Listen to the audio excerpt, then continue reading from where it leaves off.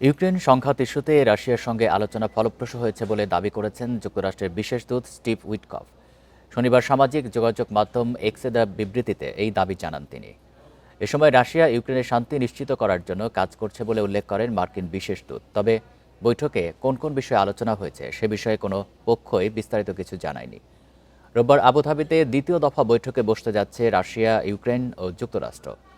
ত্রিপক্ষীয় বৈঠকের একদিন আগে ফ্লোরিডায় রাশিয়ার বিশেষ দূত কিরিল দিমিত্রিয়েভের সঙ্গে বৈঠক করেন উইটকফ। এর আগে জানুয়ারিতে সুইজারল্যান্ডে অনুষ্ঠিত ওয়ার্ল্ড ইকোনমিক ফোরামের সাইডলাইনে কিরিল দিমিত্রিয়েভের সঙ্গে বৈঠক করেন স্টিভ উইটকফ এবং ট্রাম্পের জামাতা জ্যারেড কুশনার। এদিকে শান্তি আলোচনা চালিয়ে যাওয়ার আগে যুক্তরাষ্ট্রের কাছ থেকে আরও তথ্য জানতে চেয়েছেন ইউক্রেনীয় প্রেসিডেন্ট ভলোদিমির জেলেনস্কি।